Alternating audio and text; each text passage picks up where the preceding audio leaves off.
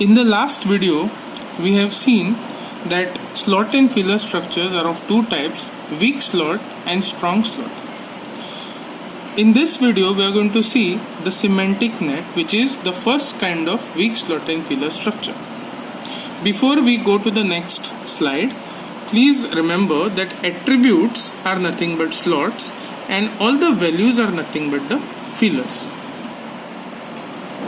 So, in semantic net, the information is represented as the set of nodes connected to each other by set of labeled arcs. So these are all the set of nodes which are connected to each other with labeled arcs. There are arcs with the labels. So this is nothing but a semantic net. Now what are these nodes? These nodes, they represent various objects or values of attributes of the object, or they may even contain something called as a class name. Whereas the arcs, they represent the relationship among the nodes. So in this particular figure, you see mammal is a class, person is a class. How do you know they are classes? Because they are connected with is-a relationship, and is-a relationship says that the inheritance over here, the relationship over here is a superclass and subclass inheritance relationship. Similarly, Jack is an object of person class. We know it because of this instance relationship. Whereas Chicago Royals blue and nose, these are the attributes of the object, the values of the attributes of the object, and the attributes are nothing but team, uniform color, has part, and so on. So this is basically a semantic net. Okay. Now in this network, we could use inheritance to derive the additional information. We have already seen. It is obvious that Jack also has part called as nose. It can be easily inferred over here. Now how this inference happens? So this inference happens because of something called as intersection search. One way to find the relationship among the objects is to spread the activation links out from the two nodes and find out where it meets. As an example, what is the relationship between Red and Liverpool? So what we need to do is, we need to spread out the activation links from the two nodes. Which are the two nodes? Red and Liverpool. So you spread the activation from here, you spread the activation from here. Okay, where they meet on a common node called as O1. Okay, so read it as red is a uniform color of O1 and Liverpool is a team to which Owen belongs. So this is a relationship between Red and Liverpool. They are related with respect to a person called as Owen. Now the problem with this particular semantic net is, okay, to represent this kind of graphical structure, the predicates have to be always binary predicates. But sometimes the predicate is found to be a unary predicate. For example, Marcus is a man can be written like this, man in bracket Marcus. Now this is unary predicate because within the bracket there is only one attribute, there is only one argument called as Marcus. So this is unary. So it is always necessary that such unary predicates have to be converted to binary predicates. So this can be converted like this. Marcus man can be written as Marcus is an instance of man. Marcus is an object of man. So this unary predicate can be converted into binary predicate with the help of instance relationship. Many a times there are more than one arity present. For example, in this particular predicate you see score India Australia 4.1. So it is India scored against Australia 4 out of 1. Out of 4 matches 1-1 or something like that. It's a score. In this cases, how to convert n array predicate to binary predicate? It's very simple. Okay, we need to create a new object representing the entire predicate, and then we need to introduce binary predicates to describe the relationship to the new object. So let us see how this can be done. The predicate over here is score. Okay, now basically this entire we need to create a new object representing the entire predicate. This entire predicate is with respect to an event, that is cricket game. So I create a new object called as EV1. And what is EV1? EV1 is a cricket game.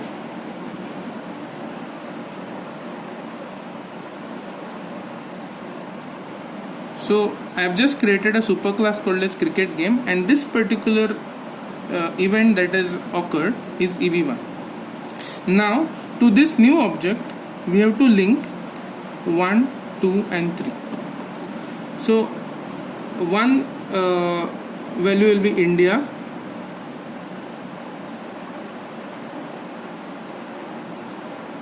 one value will be Australia, and the third node that we are going to create is 4, 1. So as the procedure tells you, you need to create a new object representing the entire predicate. You have just created a new object, okay, which is a subclass of a class called as cricket game. Next, introduce binary predicate to describe relationship to this new object. So we need to now introduce binary predicate that describes relationship of each of this node to this new object. So how India and EV1 is related? Okay, so you can say that India is the home team. India is the home team for EV1. Australia is the visiting team for EV1. So you have just established the relations or links between India and Australia, saying that India is a home team of EV1. Australia is a visiting team for EV1. And now what is the relationship between this EV1, that's a cricket game or tournament, with 4-1? It is basically a score of that tournament. Now I would like to compare this particular solution and this particular solution. I want you to focus on the arrows, the direction of the arrows. Now here in this figure, the direction of the arrow is from node India towards EV1, whereas here also it is same, but you see the second one in this particular figure, the direction of the arrow is from Australia towards EV1, okay, whereas here it is from the event called as test 4 to Australia. Okay, so now you will have question in your mind, how should we have the direction, how arrows should be directed, in which direction? Now, if you have this directed arrow with this direction, it simply means India is the home team for the event EV1. Okay, now if the arrow was directed on other side, for example arrows like this, then it would simply mean that EV1's home team is India and it is one and the same. So you can easily also represent this with bidirectional arrow. It's absolutely okay. Similarly, see, the arrow is pointing from Australia to EV1, which simply means Australia is the visiting team for the event. But in this figure, I have written it in the other way. It simply means for the event test 4, okay, visiting team is Australia. So it is one and the same. If the arrow is drawn from this side or this side, it will not hamper the meaning of the sentence. You can even have bidirectional arrow in this case.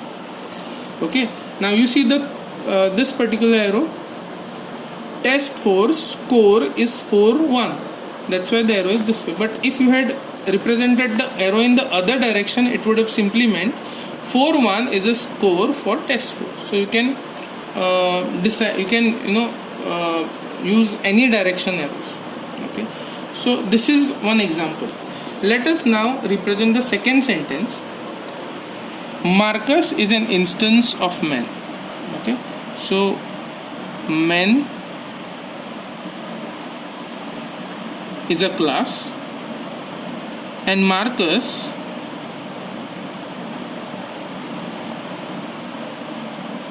is an object, and how they are related? Instance. be very careful. The direction of the arrows could have changed here, but here it cannot change. Why?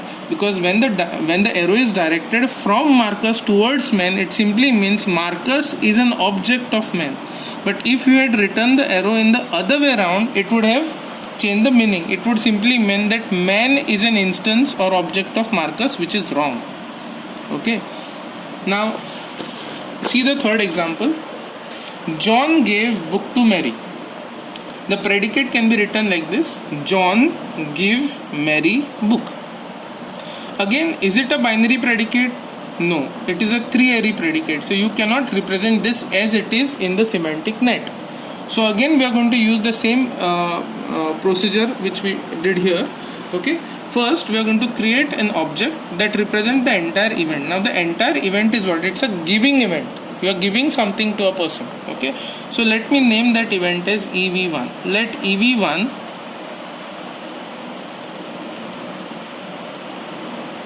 is a give event.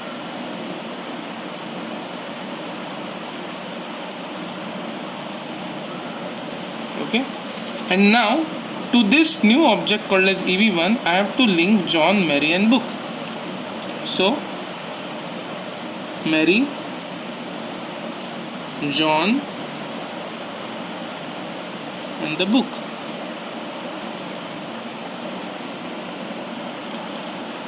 Now let's try and find out what the relationship with this give event. Okay. Who gave the book? John gives Mary the book. Okay. So who is hosting this giving event? It is John. So it is John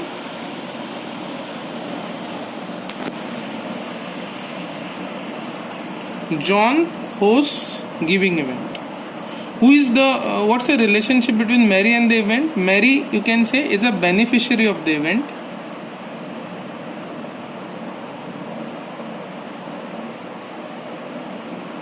Now here you can very well represent this in bidirectional, because event one's beneficiary is Mary. If you had represented the arrow in the other way around, it would simply mean Mary is the beneficiary for EV1. So you can even have bidirectional arrow without changing the meaning. But here I have written hosts, so the arrow should be like this one. If I had just written host, then it could be bidirectional arrow. What's the relationship between giving event and the book? Book is the object which was involved in this give event. Okay, so here also object involved in this particular give event is book, or you can even write the arrow in the other way around, that is book is the object of EV1 or EV1 is the object of book, or you can even have bidirectional arrows over here. So this is the example. This is the semantic net that we have drawn for this particular. Now let us go further, and before I end with this particular video, let us see some more distinctions, important distinctions. We'll try to represent this sentence: John has height 72. Okay, so height is an attribute, right? So John is an object. John is an object.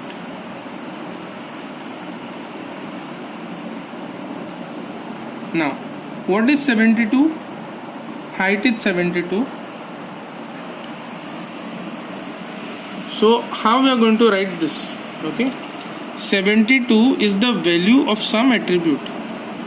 And what is that attribute? It is height. Okay, so John has height 72. But if the sentence is John is taller than Bill, how will you represent taller than? Okay, so John, we'll write the same thing. Let's say the height of John is some value h1. Okay, let's say John has height h1. H1 is some variable which will hold a value, and the value of that variable is say 72.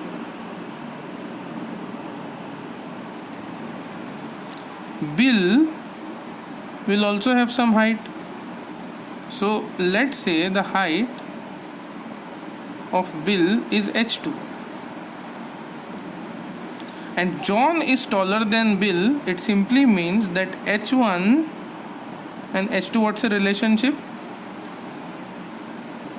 Greater than h2. So this is the actual meaning of John is taller than Bill. John has height h1, value of h1 is 72.